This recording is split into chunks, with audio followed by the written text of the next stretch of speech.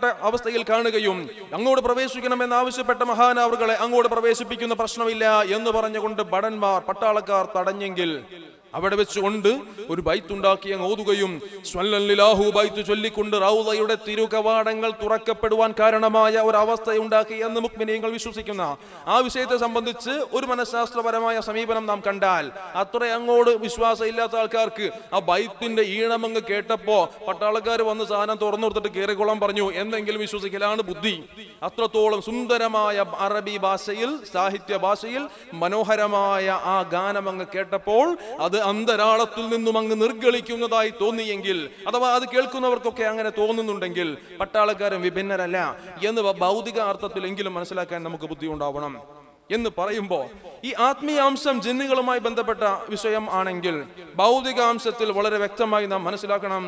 ഒരു മനുഷ്യൻ മൂത്രമൊഴിച്ചുകൊണ്ട് നിൽക്കുമ്പോൾ അവന്റെ ശരീരത്തിൽ നിന്നും വിസർജ്യം പോകുമ്പോൾ അഥവാ മൂത്രം പോയിക്കൊണ്ടിരിക്കുമ്പോൾ ആ മനുഷ്യന്റെ ശരീരത്തിലെ സകലമാന കോശങ്ങളും റിലാക്സ് ചെയ്യുകയാണ്.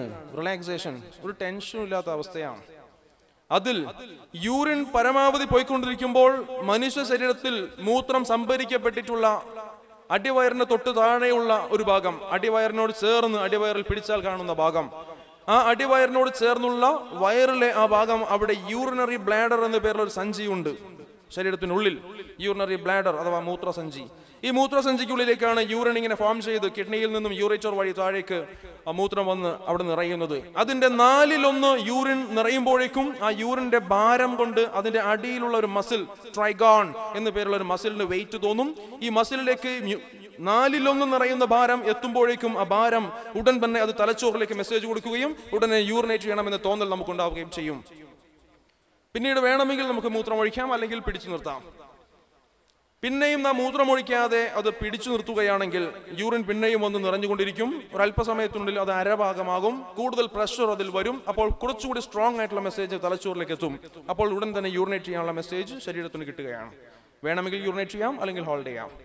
വീണ്ടും നാം യൂറിനേറ്റ് ചെയ്യുന്നില്ല അഥവാ മൂത്രമൊഴിക്കുന്നില്ല എങ്കിൽ പിന്നെയും പിടിച്ചു നിർത്താൻ മനുഷ്യന്റെ ശരീരത്തിൽ നൽകിയിട്ടുള്ള ആ മസിലുകളുടെ ശക്തി കൊണ്ട് പറ്റുമെങ്കിൽ വളരെ വ്യക്തമായി നമുക്ക് മനസ്സിലാക്കാൻ പറ്റും. അങ്ങനെ ഏതാണ്ട് 3/4 ഭാഗത്തോളം നിറഞ്ഞു നിൽക്കുകയാണെന്ന് കൂട്ടിക്കോളൂ. അപ്പോൾ ആ മനുഷ്യൻ മൂത്രമൊഴിക്കാൻ തയ്യാറായി. അവൻ മൂത്രമൊഴിക്കാൻ തുടങ്ങുമ്പോൾ ഈ യൂറിൻ സംഭരിക്കപ്പെട്ടിരിക്കുന്ന യൂറിനറി ബ്ലാഡർ അഥവാ മൂത്രസഞ്ചി, ചുരുങ്ങിയിരുന്ന മൂത്രസഞ്ചിയിലേക്ക് നിറഞ്ഞിരിക്കുന്ന യൂറിൻ കൊണ്ട് വളരെ അധികം ഉൾവശം നിറഞ്ഞിരിക്കുന്ന ആ സഞ്ചി, ഒരു മനുഷ്യൻ യൂറിനേറ്റ് ചെയ്യാൻ തുടങ്ങുന്നതോടെ സഞ്ചി അങ്ങ് വികസിക്കുകയാണ്. അവന്റെ അടിവയറിന് തൊട്ട് താഴെയുള്ള ആ മൂത്രസഞ്ചി വികസിക്കുന്നു. ശരീരത്തിനുള്ളിൽ നടക്കുന്ന മാറ്റമാണ്. വികസിക്കുന്നു, റിലാക്സ് ചെയ്യുന്നു. യൂറിൻ സ്വാഭാവികമായും യൂറിത്രയിലൂടെ പുറത്തേക്ക് പോകുന്നു. അങ്ങനെ ആ യൂറിൻ പോയിക്കൊണ്ടിരിക്കുമ്പോൾ ആ മനുഷ്യൻ ഇരുന്നു കൊണ്ട് പതുക്കെ മൂത്രമൊഴിച്ചാൽ ഇതിന്റെ വികസനത്തിന് ഒരു കൺട്രോൾ ഉണ്ടാവും. അതേസമയം ആ മനുഷ്യൻ മൂത്രമൊഴിക്കുന്നത് ഒരു പൊത്തിലേക്കാണെങ്കിൽ ഇത് വളരെ എളുപ്പത്തിൽ മനസ്സിലാക്കാൻ ഏറ്റവും നല്ല മാർഗമുണ്ട്. അതൊരു കുപ്പിയിലേക്ക് മൂത്രമൊഴിച്ചാൽ മതി, അറിയാൻ പറ്റും. കുപ്പിയിലേക്ക് മൂത്രമൊഴിച്ചുകൊണ്ടിരിക്കുമ്പോൾ മൂത്രം ഇങ്ങനെ പതഞ്ഞു വരും. സ്വാഭാവികമായും സാധാരണഗതിയിൽ മൂത്രമൊഴിക്കുന്നതിനേക്കാൾ എന്തോ ഒരു വല്ലാത്തൊരു സുഖം, കൂടുതൽ മൂത്രം പോകണമായിട്ട് നമുക്ക് തോന്നും. കുപ്പികളിൽ മൂത്രമൊഴിക്കുമ്പോൾ ടെസ്റ്റ് ഉണ്ട്. പൊത്തിൽ മൂത്രമൊഴിക്കാൻ പാടില്ല എന്ന് പറഞ്ഞിട്ട് പൊത്തിൽ മൂത്രമൊഴിച്ച് പരിശോധിച്ച് നോക്കാൻ പറഞ്ഞത് ശരിയല്ലല്ലോ. ഒരു കുപ്പിയിലേക്ക് മൂത്രമൊഴിച്ച് നോക്കിക്കഴിഞ്ഞാൽ ഈ വിഷയം അറിയാം. അഥവാ യൂറിൻ പോയിക്കൊണ്ടിരിക്കുന്നത് അഥവാ നിറയുന്നത് ഒരു പൊത്തിലേക്ക് ഒഴിച്ചുകൊണ്ടാണെങ്കിൽ അവന്റെ യൂറിനറി ബ്ലാഡർ അനിയന്ത്രിതമായി വികസിച്ചിരിക്കും. അങ്ങനെ പരമാവധി വികസിച്ച് ശരീരത്തിന്റെ തലച്ചോർ റിലാക്സ് ചെയ്ത് മാക്സിമം യൂറിൻ പുറത്തു പോയിക്കൊണ്ടിരിക്കുന്ന ആ സമയത്ത് പെട്ടെന്നെങ്ങാനും ആ പൊത്തിനുള്ളിൽ നിന്നൊരു പാറ്റയോ പഴുതാരയോ ചാടി അങ്ങ് പുറത്തേക്ക് വന്നാൽ പെട്ടെന്നുണ്ടാകുന്ന ഷോക്ക് ആ മനുഷ്യന്റെ യൂറിനറി ബ്ലാഡർ പരമാവധി വികസിച്ചിരിക്കുന്ന അവസ്ഥയെ പെട്ടെന്നങ്ങ് നിലനിർത്തുകയും പിന്നെ അങ്ങ് ചുരുങ്ങാത്ത അവസ്ഥയിലേക്ക് എത്തിക്കുകയും ചെയ്യും. പിന്നെ ഫലം എന്താ? നിത്യ അശുദ്ധിയാണ്. അല്ലാഹു കാത്തുരക്ഷിക്കട്ടെ. യൂറിനറി ഇൻകോണ്ടിനൻസ് എന്ന അവസ്ഥയ്ക്ക് കാരണം ഈ പറഞ്ഞതുപോലെ പൊത്തുകളിൽ മൂത്രമൊഴിക്കലാണെന്ന് യൂറോളജി സാക്ഷ്യപ്പെടുത്തുമ്പോൾ വളരെ മനോഹരമായി 1400 വർഷങ്ങൾക്ക് മുൻപ് സുന്ദരമായ ആരോഗ്യ സംരക്ഷണോപാധിയിൽ പെടുത്തിക്കൊണ്ട് പൊത്തുകളിൽ മൂത്രമൊഴിക്കല്ലേ എന്ന് പഠിപ്പിച്ചിരിക്കുന്നു വിശുദ്ധ മതം. അത് ആത്മീയമായ കാരണങ്ങൾ വെച്ചൊന്ന് ചിന്തിച്ചോളൂ. മഹാനായ ആശിഖുർ റസൂലിന്റെ കാര്യം പറഞ്ഞതുപോലെ തന്നെ അത് ഉള്ളിൽ കിടക്കുന്ന ഒരു ജിന്ന് പണി തന്നതാണെങ്കിലോ ആ ജിന്നിനെ ശല്യപ്പെടുത്തിയപ്പോൾ ഇബാദത്ത് ചെയ്തുകൊണ്ടിരിക്കുന്ന ഭാഗത്തേക്ക് നജസാണ് എത്തിയിരിക്കുന്നത്. എന്താണോ ഇതിന് കാരണമായത്, ആ കാരണമായതിനെ ജിന്ന് അതിൻ്റെതായ ശക്തി കൊണ്ട് നശിപ്പിച്ചതാണെങ്കിലോ അങ്ങനെയും ചിന്തിച്ചുകൂടെ? ഇനി അങ്ങനെ ചിന്തിക്കാൻ ഈമാൻ ഇല്ലാത്തവരാണെങ്കിലോ ഈ പറഞ്ഞ ശാസ്ത്രം മനസ്സിലാക്കിക്കോളൂ. ശാസ്ത്രത്തിന് ഇങ്ങനെയൊക്കെ പറയാൻ അറിയൂ. വസ്തുതകൾ മറ്റു പലതുമാണ്. ശാസ്ത്രം ഓരോന്നിലും പെടുത്തിക്കൊണ്ട് ഓരോ തരത്തിൽ ഇതിനെ അഭിപ്രായപ്പെടും. ഞാനിതിനെ യൂറോളജി വെച്ചുകൊണ്ട് പറഞ്ഞെങ്കിൽ സൈക്കോളജി വെച്ചുകൊണ്ട് ആ പുറത്തോട്ട് വരുന്ന ജീവിയുടെ വേഗതയും തീവ്രതയും അതിന്റെ രൂപവും വെച്ച് ആ മനുഷ്യന്റെ മനസ്സിലുണ്ടാകുന്ന മനോതലങ്ങളിലെ മാറ്റങ്ങൾ ഭാവിയിലേക്ക് വ്യാപിക്കുന്നതിനെ പറ്റി വിശദമായി ഒരു വലിയ റിപ്പോർട്ട് സമർപ്പിക്കുവാൻ ഈ വിഷയം കൊണ്ട് മാത്രം പറ്റും. ശാരീരികമായി പറഞ്ഞാൽ അത് യൂറിനറി ബ്ലാഡറിനെ ബാധിക്കുന്നും ഉണ്ട്. എന്നിങ്ങനെ അങ്ങ് നോക്കിക്കഴിഞ്ഞാൽ ഒരു മനുഷ്യൻ കിടന്നുറങ്ങുമ്പോൾ വലത്തോട്ട് ചരിഞ്ഞു കിടക്കണം. വലത്തോട്ട് ചരിഞ്ഞു കിടക്കുമ്പോൾ അവൻ അങ്ങനെ കിടക്കുന്നത് കൊണ്ട് ആഖിറത്തിലേക്ക് ഒരു കൂലി കിട്ടുന്നു. അതുകൊണ്ട് ശരീരത്തിന് ഗുണമുണ്ട്. ഇടതുവശത്താണ് ഹൃദയം ഇരിക്കുന്നതെങ്കിൽ, അഥവാ ഇടത്തോട്ട് ചരിഞ്ഞാണ് ഹൃദയം ഇരിക്കുന്നതെങ്കിൽ, ഹൃദയത്തെ കൺജസ്റ്റ് ചെയ്യാത്ത, ഞെക്കിക്കൂട്ടാത്ത മുകൾ ഭാഗത്തേക്ക് അതിനെ മാറ്റിയിട്ട് മറ്റുതര ഭാഗങ്ങളിലേക്ക് ഒരു ടെൻഷനും ഇല്ലാതെ, ഒരു തരത്തിലുള്ള കൺസ്ട്രിക്ഷൻ അഥവാ ഇറുക്കവും കൂടാതെ ഫ്രീ ആയി ബ്ലഡിനെ ഫ്ലോട്ട് ചെയ്യിക്കാൻ പറ്റുന്ന നല്ല മാർഗം വലത്തോട്ട് ചരിഞ്ഞു കിടന്നുറങ്ങലാണ്. പിന്നെ അങ്ങോട്ട് ഓരോന്ന് ചിന്തിച്ചാൽ നമുക്ക് മനസ്സിലാക്കാൻ സാധിക്കും. ഫലവൃക്ഷങ്ങളുടെ ചുവട്ടിൽ മൂത്രമൊഴിക്കരുത്, കെട്ടിക്കിടക്കുന്ന വെള്ളത്തിൽ മൂത്രമൊഴിക്കരുത്. ഇതൊക്കെ പഠിപ്പിച്ച ഒരു മതം ലോകത്തിൽ എവിടെയെങ്കിലും ഉണ്ടോ? ഇതൊക്കെ പഠിപ്പിക്കുന്ന ഏതെങ്കിലും ഒരു പ്രസ്ഥാനം, ഒരു മീമാംസ പ്രത്യയ ശാസ്ത്രം ലോകത്ത് വേറെ ഏതെങ്കിലും ഉണ്ടോ? ജീവിക്കേണ്ടത് എങ്ങനെയെന്ന് പഠിപ്പിച്ച, ജീവിതത്തിന്റെ ശൈലിയിലൂടെ ആ മനുഷ്യന്റെ ആരോഗ്യം സംരക്ഷിക്കപ്പെടണം എന്ന് പഠിപ്പിച്ച,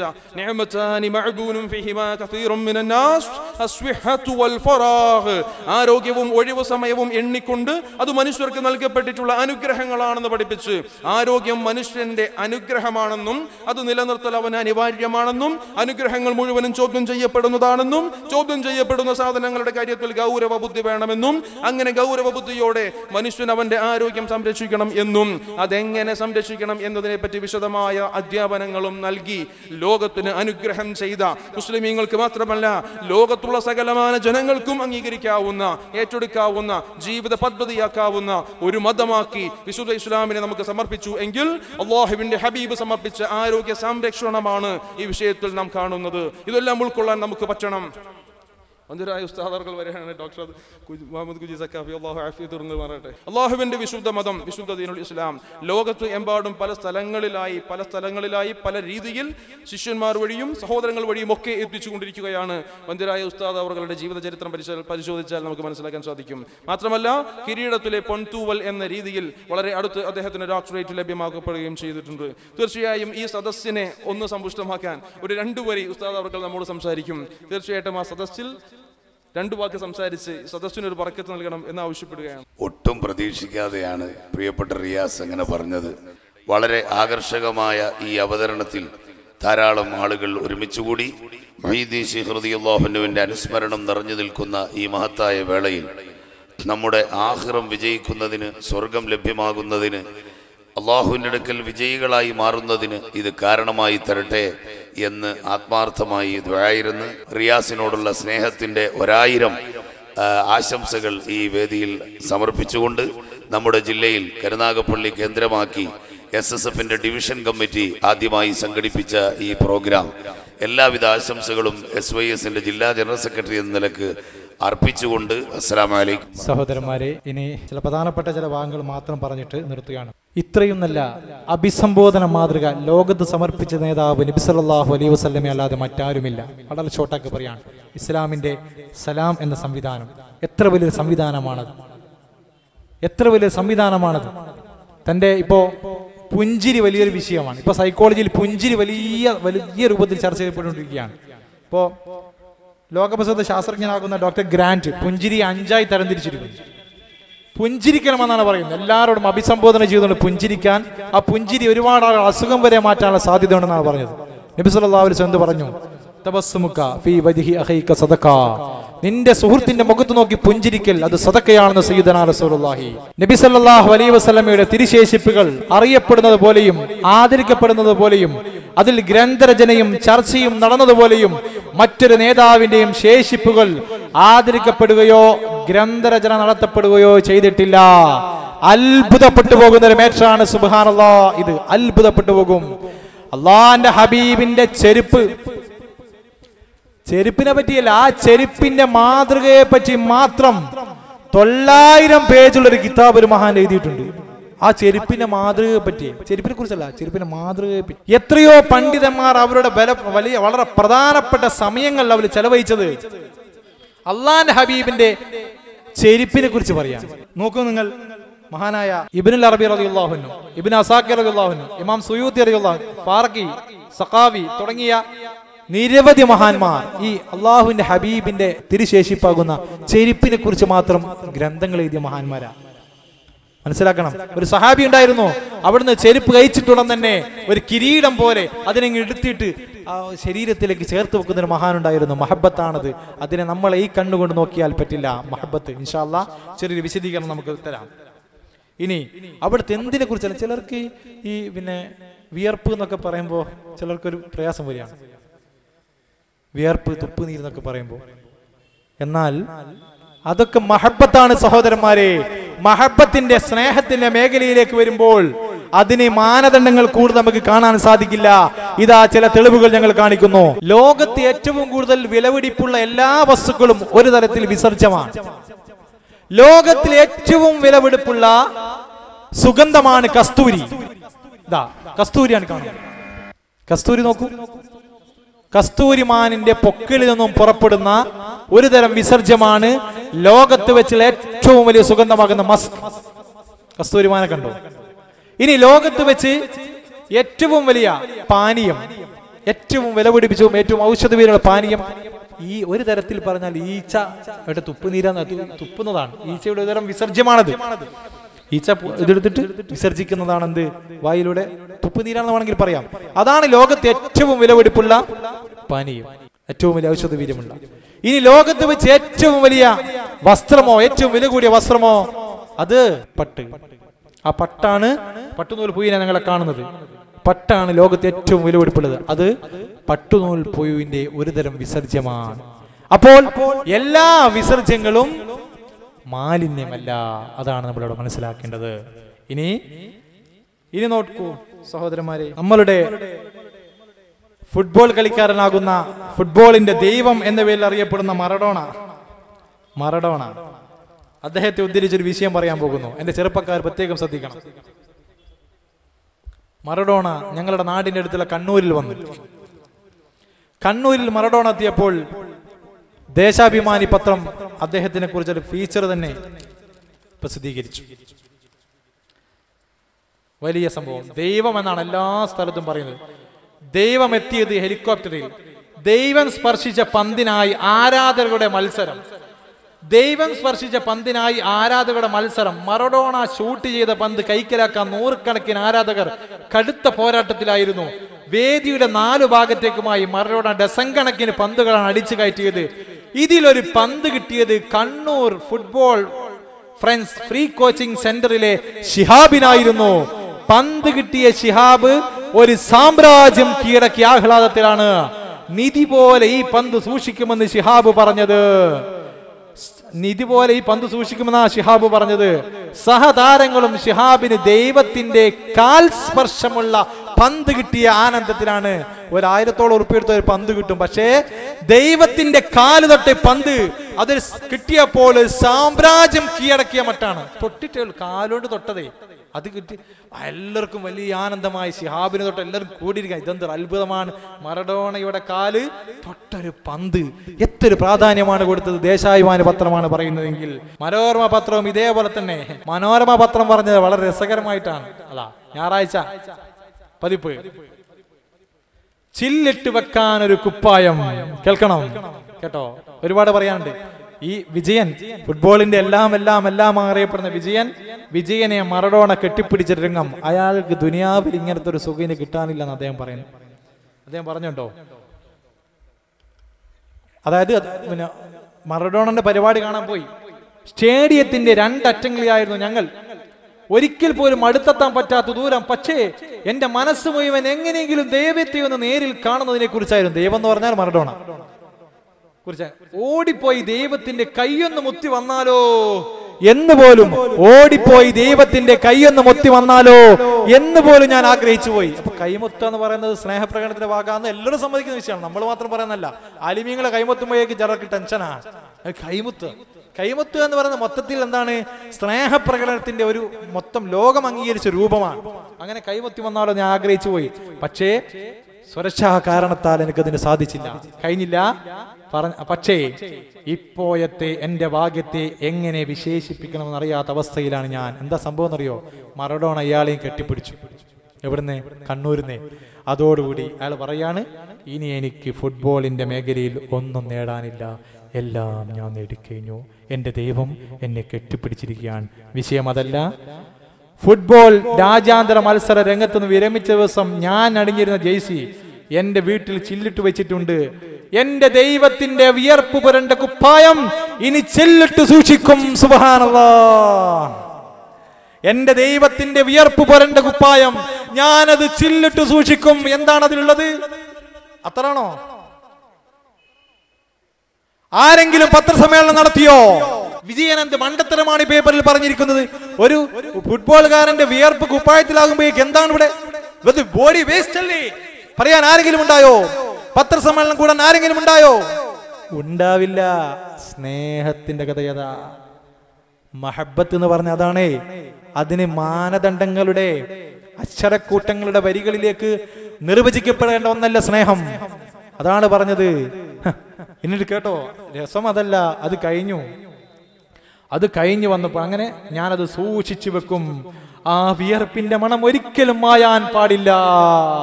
സുബ്ഹാനല്ലാഹ്. മറഡോണക്കൊപ്പം ഉള്ള കളി കഴിഞ്ഞ് എത്തിയപ്പോൾ ഭാര്യ രാജി ഓടി വന്ന് എന്നെ കെട്ടിപ്പിടിച്ചു. മറഡോണയെ നിങ്ങൾ കെട്ടിപ്പിടിച്ചു, നിങ്ങൾ ഞാനും എന്നെ കെട്ടിപ്പിടിക്കട്ടെ എന്നാണ് അവൾ പറഞ്ഞത്. നിങ്ങൾ മറഡോണ തൊടിനായിട്ടില്ലെങ്കിൽ തൊട്ട ആളെങ്കിൽ തൊടുക. എന്താണത്? രാജി അല്ലേ? ഇത് ഫുട്ബോളിന്റെ വിഷയത്തിലായതുകൊണ്ടല്ലേ. ഉദാഹരണത്തിന് പറയാ, നമ്മളെ ഭാര്യ നമ്മൾ എവിടെയെങ്കിലും പോയി വന്നു, നമ്മൾ ആരെങ്കിലും കെട്ടിപ്പിടിച്ചു. നിങ്ങൾ ഇന്ന് ആജിയാർ കെട്ടിപ്പിടിച്ച ആളല്ലേ, ഞാൻ നിങ്ങളെന്ന് കെട്ടിപ്പിടിക്കട്ടെ എന്ന് പറഞ്ഞാൽ അവിടെ പ്രശ്നം വേറെന്തെങ്കിലും ആണോ? ഇത് ഫുട്ബോളിന്റെ വിഷയമായതുകൊണ്ട് ആർക്കും വിഷയമല്ല. കാരണം അത് സ്നേഹമാണ്, അതിനെ വിമർശിക്കാൻ പാടില്ല. സ്നേഹത്തിന് അങ്ങനെ ചില ലെവലുകളുണ്ട് അല്ലേ?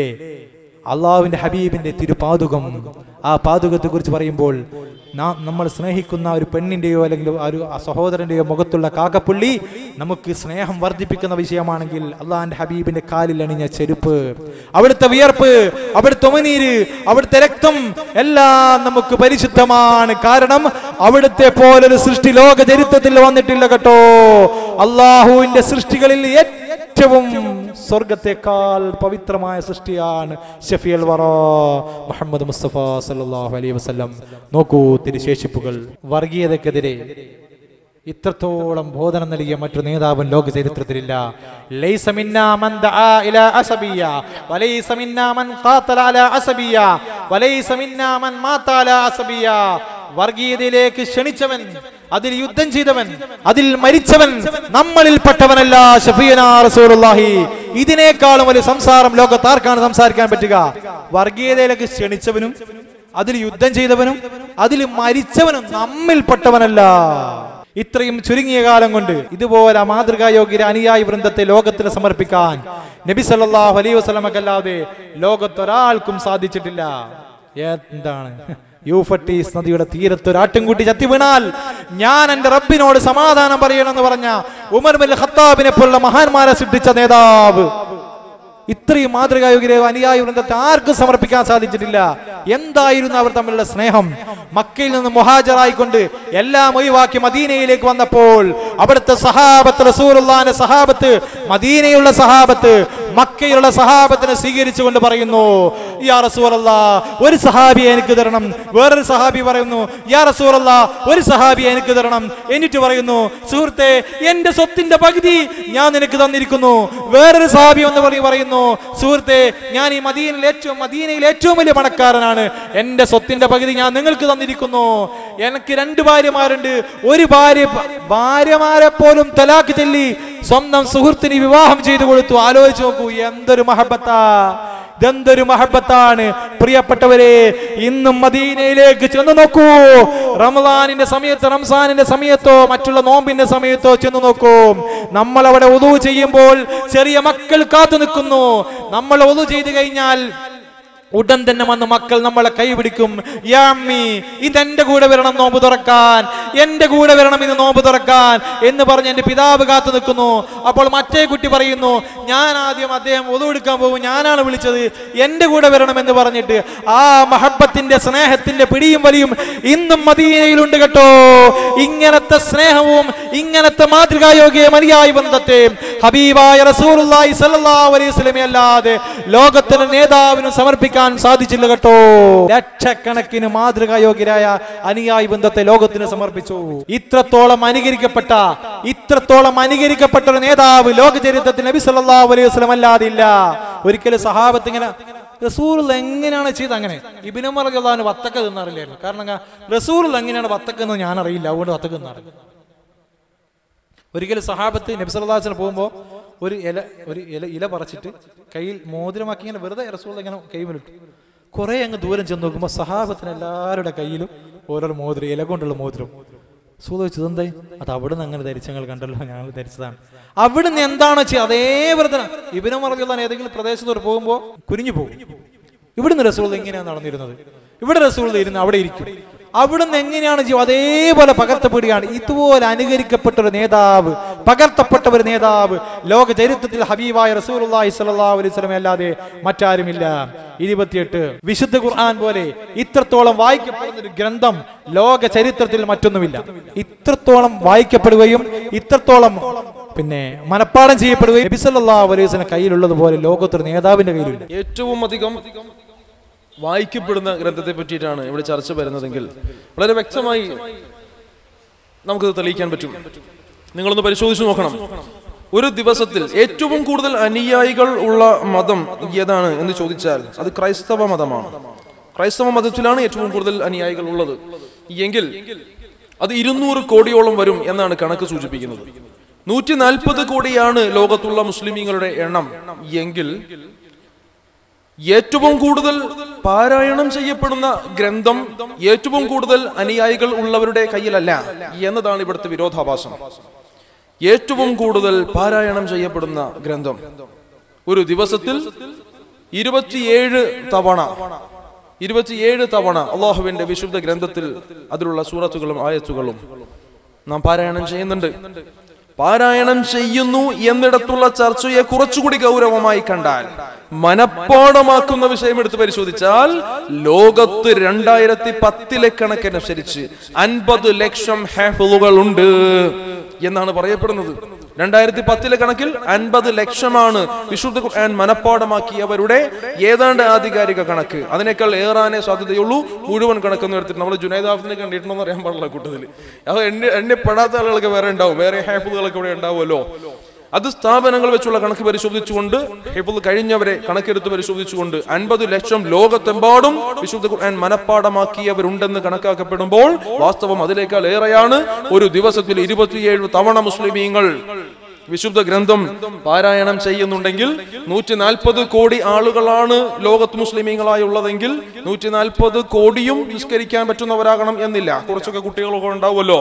എങ്ങനെ നോക്കിയാലും ഒരു 10% മാത്രമാണ് നിസ്കരിക്കുന്ന ആളുകളുള്ളൂ എന്ന് കണക്കാക്കിയാൽ, വെറും 10% ആളുകളെ നിസ്കരിക്കുന്നവരുള്ളൂ എന്ന് കണക്കാക്കിയാൽ, അല്ലാഹു നമുക്കെല്ലാം നിസ്കാരം നിലനിർത്താനുള്ള തൗഫീഖ് നൽകുമാറാകട്ടെ. ഈ 10% കണക്കിൽ ഞങ്ങൾ ഒന്ന് കൂട്ടി നോക്കിയപ്പോൾ ഒന്ന് കാണണം, 378 കോടി തവണ ഒരു ദിവസം അള്ളാഹുവിന്റെ വിശുദ്ധ ഗ്രന്ഥം പാരായണം ചെയ്യപ്പെടുന്നുണ്ട്. ഒരു ദിവസത്തിൽ ലോകത്തെമ്പാടും വിവിധ രാജ്യങ്ങളിൽ വിവിധ സമയങ്ങളിൽ 378 കോടി തവണ ഏറ്റവും ചുരുങ്ങിയത് അള്ളാഹുവിന്റെ വിശുദ്ധ ഗ്രന്ഥം നിസ്കാരത്തിലൂടെ മാത്രം പാരായണം ചെയ്യപ്പെടുന്നു. മുഅ്മിനീങ്ങൾ പിന്നീട് വിശുദ്ധ ഖുർആൻ പാരായണം ചെയ്യുന്നുണ്ട്. ഒരു മാസത്തിൽ ഒരിക്കൽ വിശുദ്ധ ഖുർആൻ മുഴുവനുമായി ഓതി തീർക്കുന്ന ആളുകൾ ഉണ്ട്. ഒരു കൊല്ലത്തിൽ പല തവണ ചെയ്യുന്നവരുണ്ട്. 6 മാസത്തിനിടയിൽ പിന്നെയും 5-6 തവണ പാരായണം ചെയ്യുന്നവരുണ്ട്. ഇതൊക്കെ വേറെ കണക്കാണ്. വെറുതെ എടുത്ത് പരിശോധിച്ചാലും വളരെ ഓത്തന്റിക് റിപ്പോർട്ടാണ്, ആധികാരികമായ കണക്കാണ്. അത് ഏറ്റവും ചുരുങ്ങിയ തരത്തിൽ മാത്രം അവതരിപ്പിക്കുമ്പോൾ 378 കോടി തവണ ഒരു ദിവസത്തിൽ വിവിധ സ്ഥലങ്ങളിൽ വിവിധ രാജ്യങ്ങളിൽ വിവിധ സമയങ്ങളിൽ പാരായണം ചെയ്യപ്പെടുന്ന കണക്ക് പറയാവുന്ന ഒരു ഗ്രന്ഥം ലോകത്തുണ്ടോ അത് വിശുദ്ധ ഖുർആനാണ് എന്നതാണ് ഈ വിഷയത്തിലെ അത്ഭുതമായി എന്റെ പ്രിയപ്പെട്ടവർ മനസ്സിലാക്കേണ്ടത്. നബി സല്ലല്ലാഹു അലൈഹി വസല്ലം സമർപ്പിച്ചതുപോലുള്ള സാമ്പത്തിക ശാസ്ത്രം സമർപ്പിക്കാൻ മറ്റൊരു നേതാവിനും സാധിച്ചിട്ടില്ല. ഇത് പറയുമ്പോൾ ഞങ്ങൾക്ക് ഒരു ഫോട്ടോ ഇവിടെ കാണിക്കാനുണ്ട്. ഞങ്ങളുടെ ഗ്രൂപ്പിൽ chief adviser doctor Aliyar Sahib, അദ്ദേഹം ഇസ്ലാമിക് ബാങ്കിങ് എഫിഷ്യൻസിയിൽ ഇന്ത്യയിൽ ആദ്യമായി ഡോക്ടറേറ്റ് നേടിയ ആളാണ്. ഇനി കേട്ടോ, ഇസ്ലാം സാമ്പത്തിക ശാസ്ത്രത്തിൽ എത്രത്തോളം പ്രാധാന്യം നൽകുന്ന ചെറിയൊരു ഉദാഹരണം മാത്രം. 6000-ൽ പരം ആയത്തുകളിൽ 1500-ഓളം ആയത്തുകൾ എക്കണോമിക്സാണ് പറയുന്നത്, സാമ്പത്തിക ശാസ്ത്രം. മനസ്സിലാക്കണം, തീർന്നില്ല. ഖുർആനിലെ ഏറ്റവും വലിയ ആയത്തുള്ളത് അൽ ബക്കറയിലാണ്, സൂറത്തുൽ ബക്കറ. അതിൽ ആ പറയുന്ന പരാമർശം സാമ്പത്തിക ശാസ്ത്രമാണ്. തീർന്നില്ല. ഇസ്ലാമിക് ബാങ്കിങ് ഇന്ന് വലിയ ചർച്ചയാണത്. 75ഓളം രാജ്യങ്ങളിൽ ഇസ്ലാമിക് ബാങ്കിങ് സംവിധാനം ഇന്ന് നിലവിലുണ്ട്. അതിൽ 21 രാജ്യം അമുസ്ലിം രാജ്യമാണ്. അതാണ് രസം. ജർമ്മനി 8 വർഷം മുമ്പാണ് ഇസ്ലാമിക് ബാങ്കിങ് ഏർപ്പെടുത്തിയത്. ജർമ്മനിക്കുണ്ടായ വികസനം അത്ഭുതകരമാണ്. അതിലെ അവരുടെ സാമ്പത്തിക മേഖലയുടെ വളർച്ച അത്യത്ഭുതകരമായിരുന്നു. മാത്രമല്ല, എല്ലാ സ്ഥലത്തും ഇപ്പോൾ സാമ്പത്തിക മാന്ദ്യം അനുഭവപ്പെട്ടു. അമേരിക്കൻ സാമ്പത്തിക വിദഗ്ധർ വളരെ രഹസ്യമായി സൗദി അറേബ്യയിൽ വന്ന് എന്തുകൊണ്ട് ഇസ്ലാമിക രാഷ്ട്രങ്ങളിൽ ഈ സാമ്പത്തിക മാന്ദ്യത്തിലെ ബാങ്കുകൾക്കൊന്നും ചലനമുണ്ടായില്ല എന്ന് പഠിക്കുവാൻ വേണ്ടി അമേരിക്ക ഉൾപ്പെടെയുള്ള രാഷ്ട്രത്തിലെ വിദേശ പ്രതിനിധികൾ സൗദിയിൽ രഹസ്യ രോഗം കൂടി. പത്രത്തിൽ ചെറിയ വാർത്ത മാത്രം വന്നു. കാരണം അവർക്ക് നാണക്കേടല്ലേ. ഇത്രയും വലിയ സാമ്പത്തിക ശാസ്ത്രം. ഇസ്ലാമിക ഈ അനന്തരാവകാശ നിയമമുണ്ടല്ലോ, അനന്തരാവകാശ സ്വത്ത് എങ്ങനെ വിഭജിക്കാന്നുള്ള സാമ്പത്തിക ശാസ്ത്രം, അതൊരു പഠന മേഖല തന്നെയാണ്. എല്ലാവർക്കും അത് പറയാൻ പറ്റില്ല. നല്ല പണ്ഡിതനായിരിക്കണം അത് പറയണമെങ്കിൽ.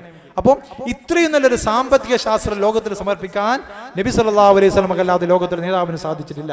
30 നബി സല്ലല്ലാഹു അലൈഹി വസല്ലമയുടെ മാതൃപിതൃ പരമ്പര അറിയപ്പെടുന്നത് പോലെ ലോകത്തിലെ നേതാവിന്റെയും മാതൃപിതൃ പരമ്പര അറിയപ്പെടുന്നില്ല കേട്ടോ.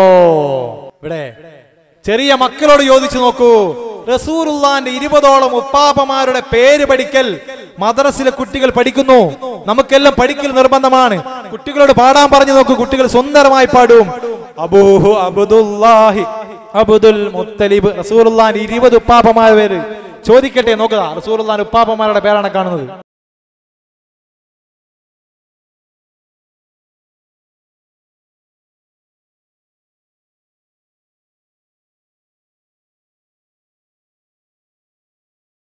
നോക്ക്, നിങ്ങൾ ചോദിക്കട്ടെ, നമ്മൾ എത്ര നേതാക്കന്മാരുടെ കഴിഞ്ഞു പോയി. അവരുടെ ഇപ്പൊ നമ്മുടെ ഫാദർ ഓഫ് നേഷൻ മഹാത്മാഗാന്ധിജി, അദ്ദേഹത്തിന്റെ പിതാവിന്റെ പേര് ഒരു വശം നമുക്കറിയാം, പിതാവിന്റെ പേര് അറിയാം, പിതാവിന്റെ പേര് നമുക്കറിയില്ല. അവിടെ നിന്ന് അങ്ങോട്ട് ആർക്കുമില്ല കണക്ഷൻ എന്നറിയാം. ഇവരുടെ പേര് മാത്രമല്ല, ഇവരുടെ ചരിത്രം ഇന്ന് ലഭ്യമാണ്. അതാണ് അത്ഭുതം. മാതാവിന്റെ പരമ്പരയും ലഭ്യമാണ്. ആലോചിച്ച് നോക്ക് നിങ്ങൾ. ഇത്രയും പെർഫെക്റ്റ് ആയിട്ടുള്ളൊരു നേതാവാണ് സയ്യിദുനാ റസൂലുള്ളാഹി സ്വല്ലല്ലാഹു അലൈഹി വസല്ലമ. ഇനി കേട്ടോ, അവിടുത്തെ സന്താന പരമ്പര, നബി സല്ലല്ലാഹു അലൈഹി വസല്ലമയുടെ സന്താന പരമ്പര അറിയപ്പെടുന്നത് പോലെയും ആദരിക്കപ്പെടുന്നത് പോലെയും ലോകത്തെ മറ്റൊരു നേതാവിന്റെയും സന്താന പരമ്പരയില്ല. ആലോചിച്ച് നോക്ക്. ഇവിടെ പിന്നെ ശിഹാബ് തങ്ങളാകട്ടെ, ഉള്ളാളം തങ്ങളാകട്ടെ, അവരുടെ 48ാമത്തെ അല്ലെങ്കിൽ 45ാമത്തെ പിന്നെ വാപ്പയാണ് സയ്യിദുനാ റസൂലുള്ളാഹി സ്വല്ലല്ലാഹു അലൈഹി വസല്ലം. അങ്ങനെ പറയാൻ പറ്റും. പരമ്പര ഞങ്ങളുടെ കയ്യിലുണ്ട്. മനസ്സിലാക്കണം. എന്താണ് അവർക്ക് ലഭിക്കുന്ന ആദരവ് ലോകത്ത്? ഇതുപോലെ ലോകത്ത് ഏതെങ്കിലും ഒരു നേതാവിന്റെ സന്താന പരമ്പര ഇതേപോലെ ലോകത്ത് ആദരിക്കപ്പെടുകയോ അല്ലെങ്കിൽ അറിയപ്പെടുകയോ ചെയ്യുന്നുണ്ടോ? 32 അനുയായികളെ ഇത്രത്തോളം സ്നേഹിച്ചൊരു നേതാവ് ലോക ചരിത്രത്തിൽ വേറെയില്ല കേട്ടോ. അനുയായികളോട് വല്ലാത്ത സ്നേഹമാണ് റസൂലുള്ളാഹ്. ഇതുപോലെ അനുയായികളെ സ്നേഹിച്ചൊരു നേതാവ് ലോക ചരിത്രത്തിലില്ല. മദീനയിൽ ഒരു കളവ് നടന്നൊരു കളവേ. റസൂലുള്ളാഹിന്റെ കാലം, ഉമർ ഖത്താബിന്റെ കാലവും കഴിഞ്ഞപ്പോഴാണ് കളവ് നടന്നത്. കളവ് നടന്നപ്പോ പിന്നെ കള്ളം പറഞ്ഞു, ഞാൻ റസൂലുള്ളാഹിന്റെ കബർ പിടിച്ച് സത്യം ചെയ്യാൻ ഞാൻ കണ്ടിട്ടില്ല.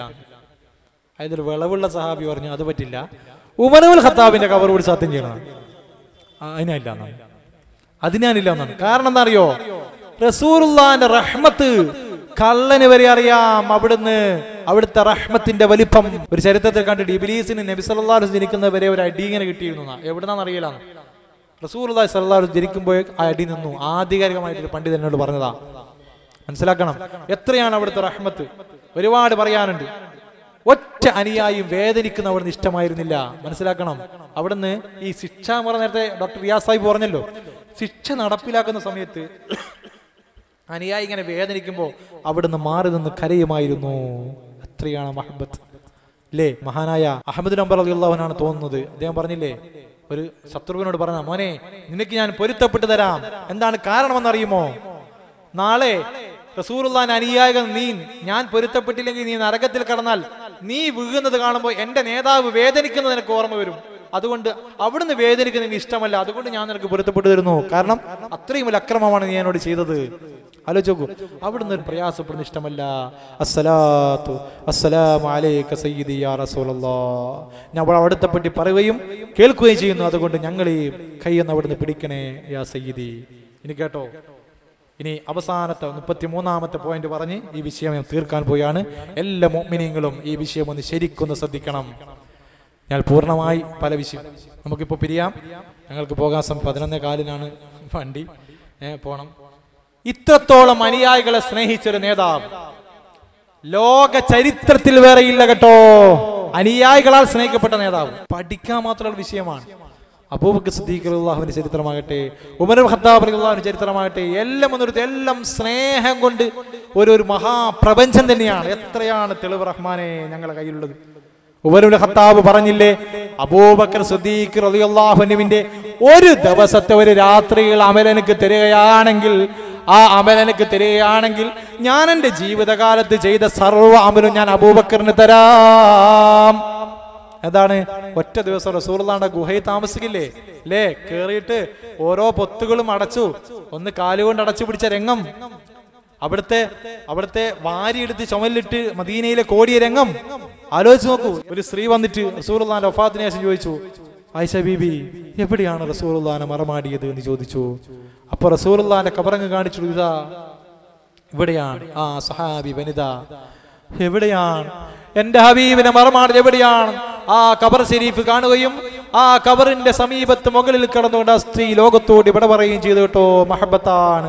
മഹാനായ സവാദ് റളിയല്ലാഹു നമുക്കറിയാം, ബദർ യുദ്ധം നടക്കാൻ പോകുമ്പോൾ അല്ലേ, നമുക്ക് എല്ലാവർക്കും പറയാം ചരിത്രമാണ്. വടികൊണ്ട് തട്ടിയപ്പോൾ ഉടൻ തന്നെ സവാദ് റളിയല്ലാഹു അൻഹു പറഞ്ഞു, യാ റസൂലല്ലാഹ്, എനിക്ക് എന്റെ ദേഹത്ത് വേദനിച്ചു, പ്രതികാരം ചെയ്യണം നബിയെ. അപ്പൊ സഹാബത്തിനൊക്കെ ദേഷ്യം പിടിച്ചു. അപ്പോ പ്രതികാരം ചെയ്തോന്ന് പറഞ്ഞു. വസ്ത്രം ഉയർത്തി കൊടുത്തു. വസ്ത്രം ഉയർത്തി കൊടുത്തപ്പോൾ പൂവിലേക്ക് പറന്നെടുക്കുന്ന പൂമ്പാറ്റിയെ പോലെ ആ ശരീരം ഒട്ടിപ്പിടിച്ചുകൊണ്ട് സവാദ് റളിയല്ലാഹു പൊട്ടിക്കരഞ്ഞുകൊണ്ട് പറഞ്ഞു, യാ റസൂലല്ലാഹ്, അവിടുത്തോട് പ്രതികാരം ചെയ്യാൻ വേണ്ടിയായിരുന്നില്ല, ഞാനിപ്പോൾ യുദ്ധത്തിൽ മരണപ്പെടാൻ പോവുകയാണല്ലോ. അപ്പോൾ അവിടുത്തെ ശരീരവും എന്റെ ശരീരവും നമ്മൾ തൊട്ട് കഴിഞ്ഞാൽ എനിക്ക് ആഖിറത്തിലേക്കുള്ള ഏറ്റവും വലിയ കാര്യം അതാണെന്ന് ആഗ്രഹിച്ചുകൊണ്ട് മാത്രം പറഞ്ഞു പോയതാണ് ഹബീബേ, എന്നോട് പൊറുക്കണം. ഇങ്ങനെ എത്രയെത്ര സംഭവം സഹോദരന്മാരെ പറഞ്ഞാ തീരുമോ? 4 ഇമാമിങ്ങളില്ലേ, ആലോചിച്ച് നോക്കൂ. 4 ഇമാമിങ്ങളുണ്ട്. ഈ 4 ഇമാമിങ്ങളിലും 3 ഇമാമിങ്ങളും ലോകം മുഴുവൻ സഞ്ചരിച്ചവരാണ്. എന്നാൽ ഇമാമുൽ മദീന മാലിക് ബിൻ അനസ് റളിയല്ലാഹു അൻഹു അവിടുന്ന് മദീന വിട്ട് എവിടെയും പോയിട്ടില്ല കേട്ടോ. മദീനയിൽ തന്നെ നിന്നു, എങ്ങോട്ടും പോയില്ല. മക്കത്ത് ഹജ്ജിന് പോയി എന്നല്ലാതെ മറ്റൊരു സ്ഥലത്തേക്കും അവിടുന്ന് പോയില്ല. എന്താണ് മഹബത്ത് സഹോദരന്മാരെ? മഹാനായ ഒരു ഇമാമിന് റസൂലുള്ളാഹി സ്വല്ലല്ലാഹു അലൈഹി വസല്ലം ഒരു വില്ലുണ്ടായിരുന്നു. ആ വില്ല് വുളു ഇല്ലാതെ അവിടുന്ന് തൊടുമായിരുന്നില്ല. ഔറംഗസീബ് ചക്രവർത്തിക്ക് ഒരു ഭൃത്യനുണ്ടായിരുന്നു, മുഹമ്മദ് നബിയുള്ള ഭൃത്യൻ. ഈ മുഹമ്മദ് എന്നുള്ള പേരുള്ള ഭൃത്യനെ എല്ലാ ദിവസവും വളരെ ആദരവോടെ വിളിക്കും. മുഹമ്മദേ ആദരവോടെയായിരുന്നു വിളിച്ചിരുന്നത്. ഒരു ദിവസം വിളിച്ചു, യാ ഗുലാം. അപ്പൊ ഈ മുഹമ്മദ് എന്ന സഹോദരന് വല്ലാതെ പ്രയാസമുണ്ടായി. എന്തുകൊണ്ട് മഹാരാജൻ എന്ന് ഗുലാം എന്ന് വിളിച്ചു? ചോദിച്ചു, എന്തെങ്കിലും എന്റെ ഒന്ന് സംഭവിച്ചോ മഹാരാജൻ? ഇല്ല മോനെ, ഒന്നും സംഭവിച്ചതല്ല. നിന്നെ ആ പേര് വിളിക്കാൻ നോക്കുന്ന സമയത്ത് എനിക്ക് വുളു ഇല്ലായിരുന്നു. അല്ലാഹുവിന്റെ റസൂലിന്റെ പേരാണ് നിനക്കുള്ളത്. വുളു ഇല്ലാതെ പേരുച്ചരിക്കില്ല. ആ പേരുച്ചരിക്കാൻ വുളു ഇല്ലാതെ ഞാൻ ഉച്ചരിക്കില്ല. മഹാനായ ശാലിയാത്തിയൊക്കെ പറഞ്ഞില്ലേ, മുമ്പ് നമുക്ക് കാണാം മുഹമ്മദ് എന്ന പേര് മുഹമ്മദ് എന്ന പേരിലാണ് അറിയപ്പെട്ടിരുന്നത്. പേര് മാറ്റിയിട്ടാണ് അറിയപ്പെട്ടിരുന്നത്. ആ കാരണം വിശദീകരിച്ചുകൊണ്ട് ശാലിയാത്തി പറഞ്ഞത് എന്താണ്? മഹാനായ ശാലിയാത്തി, അത് മുഹമ്മദ് എന്ന പേര് വിളിക്കുമ്പോൾ എന്തെങ്കിലും പ്രയാസം വരണ്ട എന്ന് കരുതി അത് മുഹമ്മദാക്കിയതായിരിക്കാം സാധ്യത എന്നാണ് പറഞ്ഞത്. ഉമർ ഇബ്നുൽ ഖത്താബിന്റെ കുടുംബത്തിൽപ്പെട്ട ഒരു സഹോദരൻ മുഹമ്മദ് എന്ന പേരുണ്ടായിരുന്നു. ആ കുട്ടിയെ ആരോ പേര് വിളിച്ച് മുഹമ്മദ് എന്ന് പറഞ്ഞ് ആക്ഷേപിച്ചപ്പോൾ ഉടൻ തന്നെ ഉമർ ഖത്താബ് വിളിച്ചു, മോനെ നിനക്കിനി ആ പേര് വേണ്ട, പേര് മാറ്റണം എന്ന് പറഞ്ഞുകൊണ്ട് ഉമർ ഖത്താബ് പേര് മാറ്റി. എന്തൊരു മഹബത്താണ് സഹോദരന്മാരെ ആ പേരിനോട് പോലും കാണിച്ച ആ സ്നേഹം. നമുക്ക് എത്രത്തോളം മഹബത്തുണ്ട്, നമുക്ക് ഇരിക്കാൻ പോലും മടിയല്ലേ. മാലിക് ഇമാം പറഞ്ഞെന്താണെന്നറിയോ, മദീനയിലെ മണ്ണിനെ ആരെങ്കിലും കുറ്റം പറഞ്ഞാൽ, മദീനയിലെ മണ്ണിനെ ആരെങ്കിലും കുറ്റം പറഞ്ഞാൽ അവൻ അടിക്കണം, അവന് അടി ശിക്ഷയായി കൊടുക്കണമെന്നാണ്. മദീനയിലെ മണ്ണിനെ കുറ്റം പറയാൻ പാടില്ല, കടുത്ത തെറ്റാണ്, മനസ്സിലാക്കണം. മഹാനായ അനസ് ബിൻ റളിയല്ലാഹു അൻഹു മുറിവേറ്റ് 60ഓളം ആയത്തിലുള്ള മുറിവ് കേട്ട് കിടക്കുമ്പോ അള്ളാന്റെ ഹബീബിനെ നോക്കി പറയുകയാണ്, ചുളിഞ്ഞ കണ്ണുകളോട് കണ്ണീരൊലിപ്പിച്ച് രക്തമൊലിപ്പിച്ചുകൊണ്ട് പറയുകയാണ്, ഫിദാക അബീ വ ഉമ്മീ യാ റസൂലല്ലാഹ്, എന്റെ ഉമ്മയെയും ഉപ്പയെയും അങ്ങേക്ക് സമർപ്പിക്കുന്ന ഹബീബേ, എനിക്ക് എത്ര മുറിവേറ്റാലും പ്രശ്നമല്ല. ഒരു സഹാബി വന്നുകൊണ്ട് നബി സല്ലല്ലാഹു അലൈഹി വസല്ലം മുറിവേറ്റ ഭാഗത്ത് ചുണ്ടടിപ്പിച്ചുകൊണ്ട് രക്തം വലിച്ചെടുത്തു, കേട് രക്തം വലിച്ചെടുത്തു. അങ്ങനെ ഒരു ശൈലി അറബികൾക്കുണ്ടായിരുന്നു. കേട് രക്തം വലിച്ചെടുത്ത് തുപ്പാൻ പറഞ്ഞു. ഞാൻ തുപ്പില്ല ഹബീബേ, ഞാൻ തുപ്പില്ല. ആ സഹാബി പിന്നീട് അറിയപ്പെട്ടത് സ്വർഗവാനായ സഹാബി എന്ന പേരിലാണ്. മനസ്സിലാക്കണം എന്താണ് മഹബത്തിന്റെ കടുപ്പം. ആദം നബി അലൈഹിസ്സലാം, എല്ലാ നബിമാരും എല്ലാ ആളുകളും സ്വർഗത്തിൽ അവരവരുടെ പേരിലാണ് അറിയപ്പെടുന്നതെങ്കിൽ മഹാനായ ആദം നബി അലൈഹിസ്സലാം അറിയപ്പെടാൻ ആഗ്രഹിക്കുന്നത് അബൂ മുഹമ്മദ് എന്ന പേരിലാണ്. മുഹമ്മദിന്റെ വാപ്പ സല്ലല്ലാഹു അലൈഹി വസല്ലം എന്ന പേരിലാണ് ആദം നബി അറിയപ്പെടാൻ ആഗ്രഹിക്കുന്നത്. പ്രിയപ്പെട്ട മുഅ്മിനീങ്ങളെ, മഹാനായ ഷാഫി ഇമാമിന് 4 മക്കളുണ്ട്. 4 മക്കൾക്ക് വിട്ട പേര് മുഹമ്മദ് എന്നാണ് കേട്ടോ. അവരുടെ മഹബത്തിനെ ആർക്കെങ്കിലും അളക്കാൻ പറ്റുമോ? മഹാനായ മുഹമ്മദ് ബിൻ അബൂ ഹാമിദ് അൽ-ഗസാലി റഹ്മത്തുള്ളാഹി അലൈഹി, മഹാനായ പിതാവിന്റെ പേരും അവിടുത്തെ പിതാവിന്റെ പേരും മുഹമ്മദ് എന്നായിരുന്നു കേട്ടോ. അതുകൊണ്ടല്ലേ എല്ലാവരും അവിടുത്തെ മഹബത്ത് വെച്ചു. അവിടുത്തെ മഹബത്ത് വെക്കാതെ ഒരു വിശ്വാസിക്ക് രക്ഷപ്പെടാൻ സാധ്യമല്ല കേട്ടോ.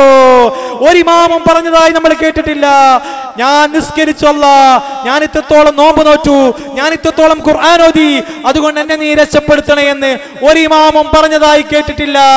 എന്നാൽ ജീവിച്ചിരുന്ന മുഴുവൻ ഇമാമിയങ്ങളും പറഞ്ഞത്, എല്ലാവരും പറഞ്ഞത്, മഹാനായ ഷാഫി ഇമാം പറഞ്ഞതെന്താ, ബൂസൂരി ഇമാം പറഞ്ഞതെന്താ, അഹ്മദ് റളിയല്ലാഹു പറഞ്ഞെന്താ, എനിക്ക് ഷാഫി ഇമാം പറഞ്ഞ എനിക്ക് മുഹമ്മദ് എന്ന പേരുണ്ട്, അതുകൊണ്ട് എന്നെ ഒന്ന് രക്ഷപ്പെടുത്തണം.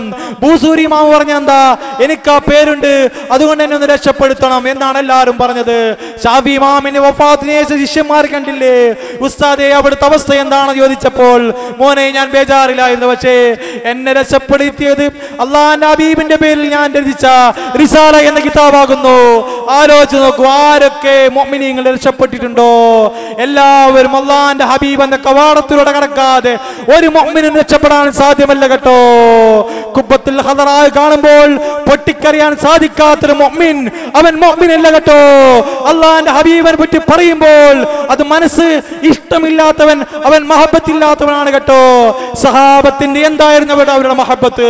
സഹാബത്ത് എന്താണ് ചെയ്തത്? അവിടുന്ന് തുപ്പുകയാണെങ്കിൽ കൈ നീട്ടി കൊടുക്കുന്നു, ശരീരത്തിൽ പുരട്ടുന്നു. അവിടുന്ന് ഒളു കൊടുക്കുകയാണെങ്കിൽ ആ വെള്ളം വാരിയെടുത്ത് ദേഹത്ത് പുരട്ടുന്നു. എന്താണ് അവരുടെ മഹബത്ത്? റസൂലുള്ളാഹിന്റെ മുഖത്തേക്ക് അവർ നോക്കുന്നു, പൂർണ്ണ ചന്ദ്രനിലേക്കും അവർ നോക്കുന്നു, മാറി മാറി മാറി മാറി നോക്കുന്നു. അവിടുത്തെ മുഖത്തിനാണോ പൂർണ്ണചന്ദ്രനാണോ? ഇല്ല ഇല്ല, പൂർണ്ണചന്ദ്രന് അവിടുത്തെ മുഖത്തിന്റെ പ്രഭയില്ല ഹബീബേ. സഹാബത്ത് അവിടുത്തെ മുഖത്തേക്ക് ഹൈബത്ത് കൊണ്ട് നോക്കിയിരുന്നില്ല, കുറെ നേരം നോക്കാൻ സാധിക്കുമായിരുന്നില്ല. അവിടുന്ന് പറഞ്ഞില്ലേ, ആയിഷ ബീവിയോട് പറഞ്ഞില്ലേ, ആയിഷ ലാ യഅരിഫു ഹഖീഖതി ഇല്ലല്ലാഹ്, എന്റെ ഹഖീഖത്ത് അല്ലാഹുവിന് മാത്രമേ അറിയൂ ആയിഷ. എന്റെ ഹഖീഖത്ത് മനസ്സിലാക്കാൻ സൃഷ്ടികളിൽ ഒരാളുമില്ല കേട്ടോ. അവിടുത്തെ ഹഖീഖത്ത് യാഥാർത്ഥ്യം മനസ്സിലാക്കണമെങ്കിൽ അവിടുത്തെ പോലെ ഒരാൾ വേണ്ടേ? അബൂബക്കർ സിദ്ദീഖ് റളിയല്ലാഹു അൻഹു ആണ് സൃഷ്ടികളിൽ ഏറ്റവും കൂടുതൽ അല്ലാഹുവിന്റെ ഹബീബിനെ മനസ്സിലാക്കിയത്.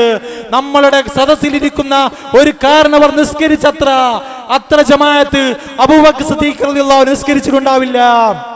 അബൂബക്കർ സിദ്ദീഖ് റളിയല്ലാഹു അൻഹു വളരെ തുച്ഛം ജുമാ മാത്രമേ നിസ്കരിച്ചിട്ടുള്ളൂ. നമ്മുടെ കാരണവർ നിസ്കരിച്ചത്ര ജുമാ അബൂബക്കർ സിദ്ദീഖ് നിസ്കരിച്ചിട്ടുണ്ടാവില്ല. പക്ഷേ അവിടുത്തെ മഹബത്തായിരുന്നു. മഹബത്തിന് മാനദണ്ഡങ്ങളില്ല. മഹാനായ മാലിക് റളിയല്ലാഹു അൻഹു ചെരുപ്പ് ഉപയോഗിച്ചിരുന്നില്ല. അതിന് ഇസ്ലാമിന്റെ ഏത് പ്രമാണമാണ് നാം തെളിവ് കാണുക? മഹാനായ വൈസിൽ ഖർനി റളിയല്ലാഹു അൻഹു റസൂലുള്ളാഹിന്റെ മുമ്പല്ല് പൊട്ടിയെന്ന് കേട്ടപ്പോൾ മുഴുവൻ പല്ലും കുത്തി പൊട്ടിച്ചു കേട്ടോ. അതിന് ഇസ്ലാമിന്റെ ഏത് പ്രമാണമാണ് നാം നിരത്തുക? മഹബത്തിന് ഇതിന് മാനദണ്ഡങ്ങളില്ല. നോക്കൂ സഹോദരന്മാരെ, മഹബത്ത് കൊണ്ട് ഒരു രാജ്യം മൊത്തം പൊട്ടിക്കറിയുന്ന രംഗം നോക്കൂ. അള്ളാന്റെ ഹബീബിന്റെ ഒരു പാത്രം ചെച്ചനയിലേക്ക് കൊണ്ടുവരുന്നു. അവിടുത്തെ രാജാവ് കൊണ്ടുവരുന്നു. രാജ്യം മുഴുവൻ ആഘോഷിക്കുന്നു. ഇവിടെ മാനദണ്ഡങ്ങളില്ല കേട്ടോ. കണ്ടോളൂ, ഒരു രാജ്യത്തിന്റെ ആഘോഷം കണ്ടോളൂ. അള്ളാന്റെ ഹബീബിന്റെ പാത്രം കണ്ട് പൊട്ടിക്കറിയുന്ന രംഗം കണ്ടോളൂ. നിങ്ങൾ ആസ്വദിക്കും. മുഅ്മിനീങ്ങളെ, മഹബത്ത് കൊണ്ട് പൊട്ടിക്കറിയുക. മദീനയിലെ ഈ സദസ്സ് അള്ളാന്റെ ഹബീബ് എന്ന് കാണട്ടെ. കടന്നു വരുന്നു. You came to me in that hour of need when I was so lost, so lonely. You came to me, took my breath away, showed me the right way, the way to lead. ലണ്ടനിൽ നിന്നും ചെച്നിയയിലേക്ക് തിരുദൂതർ സ്വല്ലല്ലാഹു അലൈഹി വസല്ലം ഉപയോഗിച്ച പാനപാത്രം കൊണ്ടുവരുന്നതിന്റെ ഭക്തി നിർഭരമായ ആഘോഷങ്ങൾ. Is to be with you. You are my one true love. Taught me to never judge. Now all I want is to be with you. ഒരു പ്രണയം ഒരു രാഷ്ട്രത്തിന്റെ വികാരമാകുന്നു. പ്രണയ സാഫല്യത്തിന്റെ ആഹ്ലാദതിരേഖങ്ങൾ, കരഞ്ഞു കുതിരുന്ന വികാരമൂർച്ചകൾ, ആഡംബര കാറുകളുടെ നിരനിരയായ ഒഴുക്കിൽ, വൻ സന്നാഹങ്ങളുടെ അകമ്പടിയിൽ, വഴിയരികിൽ കാത്തുനിൽക്കുന്ന ആയിരക്കണക്കിന് പൗരന്മാരുടെ കണ്ണുനീരിന്റെ സ്വാഗതഗാനങ്ങളിൽ ചെച്നിയയിലേക്ക് കൊണ്ടുവരുന്നത് ഒരു പാത്രം മാത്രമാണോ?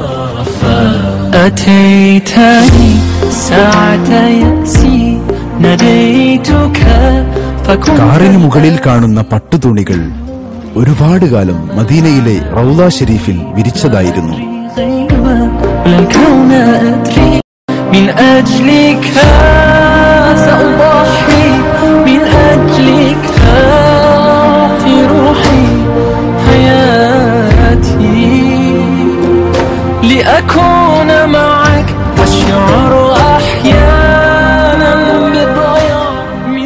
യൂറോപ്പിലെ ഏറ്റവും വലിയ മസ്ജിദായ ഗ്രോസ്നി മസ്ജിദിലാണ് ഈ പാത്രം ഇപ്പോൾ സൂക്ഷിക്കുന്നത്. എല്ലാ റബീഉൽ അവ്വൽ 12-നും ഇത് പൊതുജനങ്ങൾക്ക് വേണ്ടി പ്രദർശിപ്പിക്കാൻ തീരുമാനിച്ചിട്ടുണ്ട്.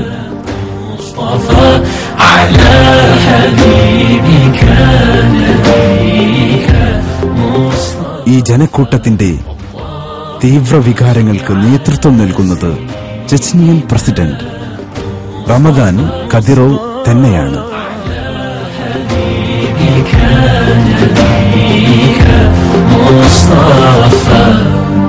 Showed me right from wrong, told me to be strong. കരഞ്ഞു കുതിരുന്ന ഒരു രാഷ്ട്രം.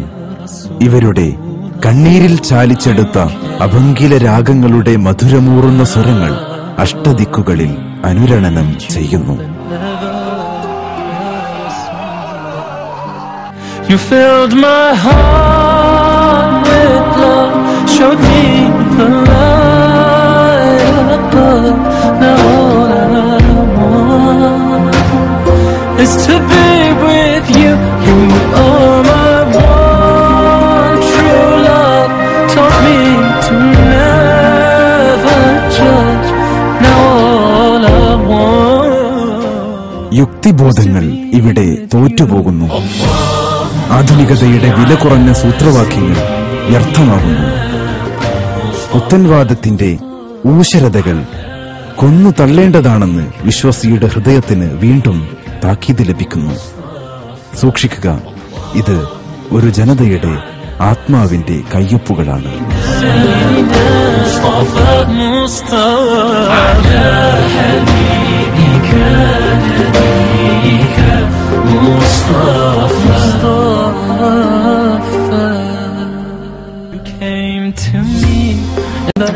റസൂലിന്റെ പാനപാത്രത്തിൽ വെള്ളമൊഴിച്ച് ബറക്കത്തെടുക്കുന്നവർ. ഇതിൽ പ്രസിഡന്റും പട്ടാളക്കാരും പൗരന്മാരുമെല്ലാം ഒരുപോലെ.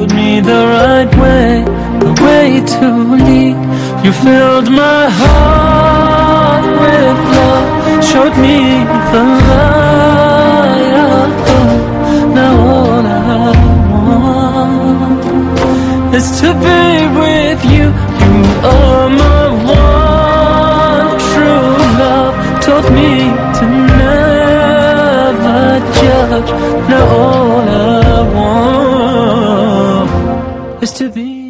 റസൂലിന്റെ പാത്രം വന്നപ്പോൾ റസൂൽ തന്നെയാണ് വന്നതെന്ന് അവർ വിശ്വസിക്കുന്നത് പോലെ ചുംബനവും ആലിംഗനവും നൂറ്റാണ്ടുകൾക്കപ്പുറത്തുള്ള നേതാവിന്റെ തിരുസവിധത്തിലേക്ക് അവരെ ആനയിക്കുന്നു.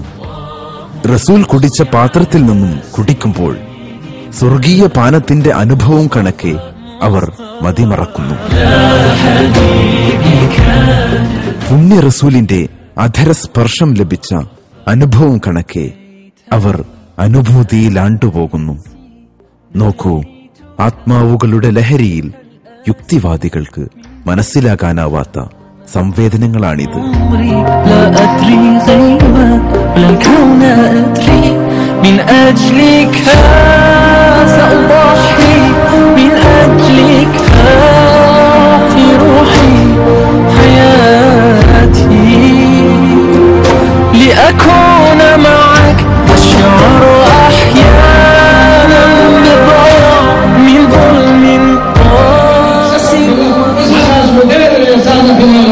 ذلك الحق شعر بما له يسكت ويوم الشفاعة أولئك يسكت إليه يجري والإيمان توديش ويفتشها تنسي أهلها والصوان ظلمة دائس إليش لا يسكت إليه وسكت.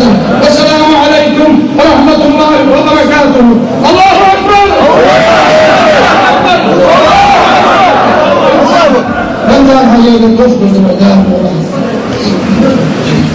السلام عليكم. وعليكم السلام.